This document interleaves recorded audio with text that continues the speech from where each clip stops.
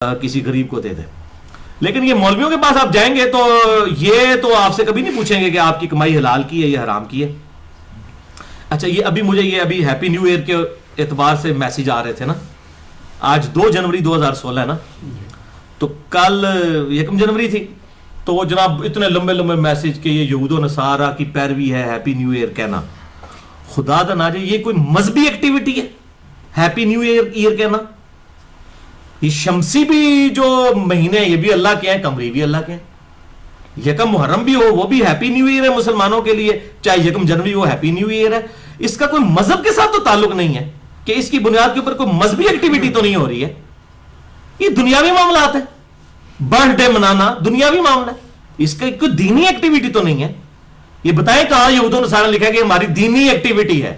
ہاں کرسمس میں والا معاملہ جو ہے وہ دینی ایکٹیویٹی ہے, اس کو نہیں ہم سپورٹ کرتے. لیکن 1 جنوری والا معاملہ کوئی دینی ایکٹیویٹی تو نہیں ہے. اور میسج آ رہے ہوتے ہیں یہود و نصارہ کی پیروی, اور ان مولویوں نے اور اس قسم کے پرورٹڈ قسم کی حیضہ شدہ نیچر جو دیندار لوگ ہیں, انہوں نے جو میسج جس موبائل سے کیے ہوتے ہیں نا وہ بھی انگریزوں کا بنایا ہوا ہے. وہ نہیں ان کو یہود و نصارہ کی پیروی نظر آتی. دیکھو, اور 10 باڈی گارڈ رکھے ہوئے ہیں, انہوں نے جو اسلحہ اٹھایا ہوا ہے وہ یہود و نصارہ کا بنایا ہوا ہے. وہ گاڑیاں جس میں مولوی دندراتے پھر رہے ہیں, اور اس میں آپ کے چندوں کے پیسوں کا پیٹرول بلایا جاتا ہے. ٹھیک ہے, وہ گاڑیاں جو ہے یہود و نصارہ کی بنائی ہوئی ہیں, فریج یہود و نصارہ کے بنائے ہوئے ہیں. یہ ساری چیزیں اس میں ان کو کوئی پیروی نظر نہیں آتی. ادھر پھر آپ کو صحیح مسئلہ بتائیں گے کہ جی یہ کوئی دینی مسئلہ تو نہیں ہے نا, یہ تو دیکھیں یہ دنیاوی معاملات ہے. تو یہی تو ہم بھی کہہ رہے ہیں بھائی میرے, ہیپی نیو ایئر اگر کسی نے لکھ کے کر دیا یہ کوئی دینی ایشو ہو جائے گا. خدا کے لیے عقل کے ناخن لیں اور اس بات کو سمجھیں کہ ان ساری چیزوں سے نہ بدعت ہوتی ہے. بدعت کی ڈیفینیشن ہی نہیں ہے, وہ ہے من احدث فی امرنا ھذا, جس نے ہمارے دین میں جو ہم نے تعلیم کیا ہے اس کے اندر کوئی چیز بگاڑ کے پیش کر دی, وہ ہے مردود. اسی لیے میں نے 5 گھنٹے کا لیکچر دیا ہے بدعت کے اوپر, مسئلہ 75A اور 75B.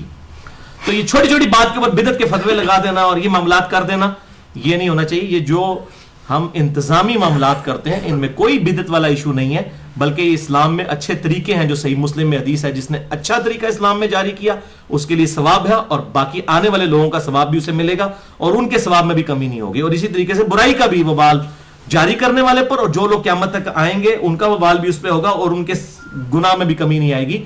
یہ اچھا طریقہ, اچھی بدعت یا بری بدعت نہیں, اچھا طریقہ. مثلا یہ گھڑی جس نے بنائی ہے یہ بہت اچھا طریقہ اس نے جاری کیا. اسی کی وجہ سے آج ہم نماز کی ٹائمنگ کو ایڈجسٹ کر رہے ہیں. آپ صلی اللہ علیہ وسلم کے مبارک دور کے اندر تو گھڑی دیکھ کے تو نہیں نماز پڑھائی جاتی تھی.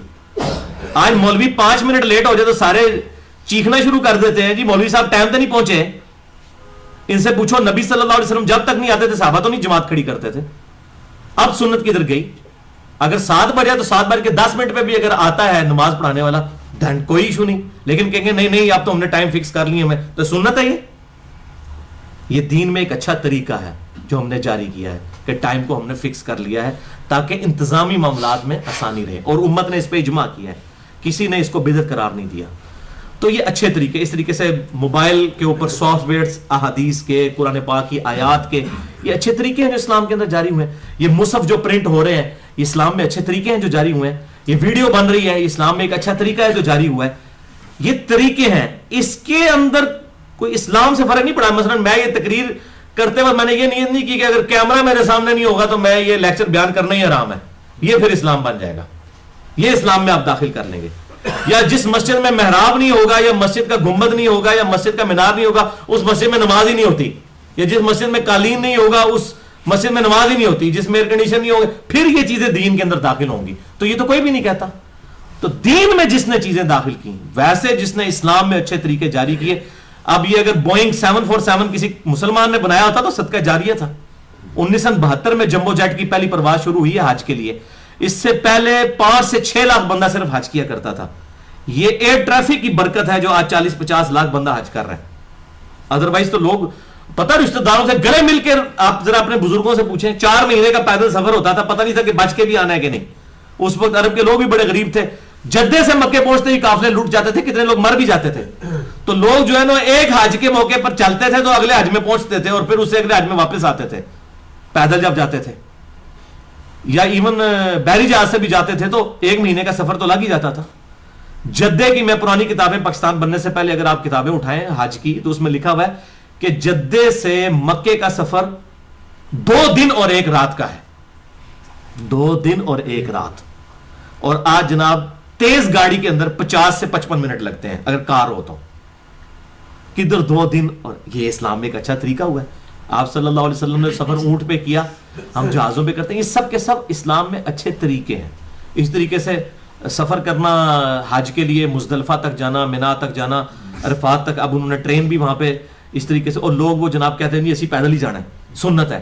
اب یہ بھی دیکھیں لوگوں کی مت ماری ہوئی ہے, پیدل جانا کوئی سنت نہیں بھائی. نبی صلی اللہ علیہ وسلم پیدل حج ہی نہیں کیا. آپ کو کس نے کہہ دیا یہ سنت ہے؟ میں نیشنل جغرافی پہ سن رہا, اب وہ اتنے ذمہ دار پروگرام بنانے والے لوگ ہیں تو انہوں نے بھی اس میں ریکارڈ کیا. وہ ایک حبشی کا انٹرویو تھا, وہ کہتا ہے جی آپ صلی اللہ علیہ وسلم نے جو ہے وہ 60 سال کی عمر میں پیدل کیا, تو میں تو ابھی ینگ ہوں, میں کیوں نہیں پیدل کر سکتا؟ تو میں نے کہا اس غریب کو نہ اس کو پتا ہے نہ وہ سننے والے کو تو ویسے ہی نہیں پتا کہ بھائی میرے آپ صلی اللہ علیہ وسلم نے اونٹ کے اوپر کیا ہے سارے کا سارا حج, پیدل تو آپ نے کیا ہی نہیں ہے تاکہ لوگ بھی آپ کی زیارت کر لیں. نہ آپ نے کہیں فرمایا کہ پیدل کرنا جو ہے زیادہ افضل ہے. اور لوگ پیدل کے چکر میں وہ بعض کا کسی کے ساتھ بوڑھے بھی ہوتے ہیں بیچارہ, مصیبت پھر کاٹ رہے ہوتے ہیں, وہ ان کی ویل چیئر بھی ساتھ چلا رہے ہوتے ہیں اور سمجھتے ہیں کہ ہم زیادہ ثواب کما رہے ہیں.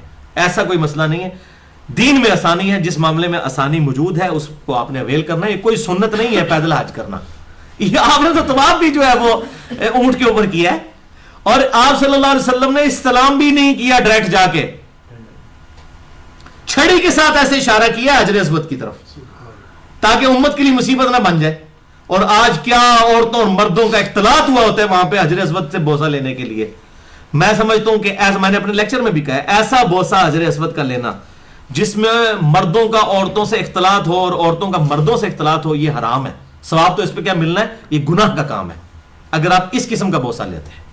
آپ رش آورز میں نہ جائیں, اور جہاں ایسے آپ کو معاملات نظر آئے پیچھے, لیکن وہاں آپ دیکھیں کس طرح عورتیں مردوں, اور بندہ پتہ نہیں زندہ مشکل سے ہی واپس نکلتا ہے جب حجر اسود تک, جو میں منظر دیکھ رہا ہوتا ہوں.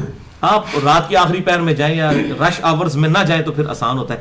تو بعض اوقات شیطان جو ہے وہ نیکی کرواتے کرواتے آپ سے بڑا گناہ کروا لیتا ہے. یہ بھی ذہن میں. اور آپ جب سے یہ موبائل آئے نا, میں کہتا ہوں اتنا بڑا فتنہ بن گئے ہیں یہ کہ یہ موبائل فون کے ذریعے اب صرف اپنے تک تو رہا ہی نہیں ہے, وہ لوگ ویڈیوز لوگوں کی بھی بنا رہے ہوتے ہیں. جڑے تھے پیڑے لاہور بھی پیڑے, جو ادھر برے ہیں وہ لاہور جا کے بھی برے ہوں گے. کعبے جا کے کوئی سوئچ تو نہیں آن ہو جانا کہ یہاں سے جس کو بدنگاہی کی عادت ہے وہاں نہیں کرے گا.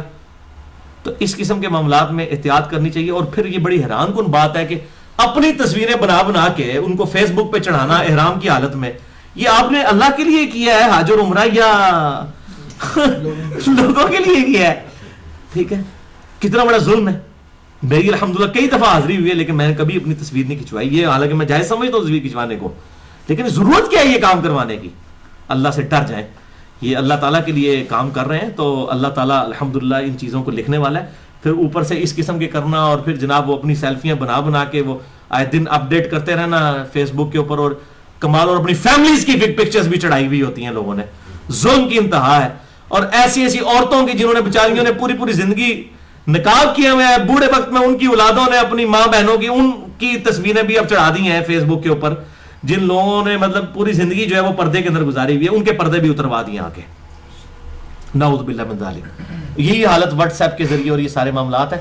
ان فتنوں سے اللہ تعالیٰ محفوظ فرمائے. ہاں جی, اور جی یہ جو پینٹنگز بناتے ہیں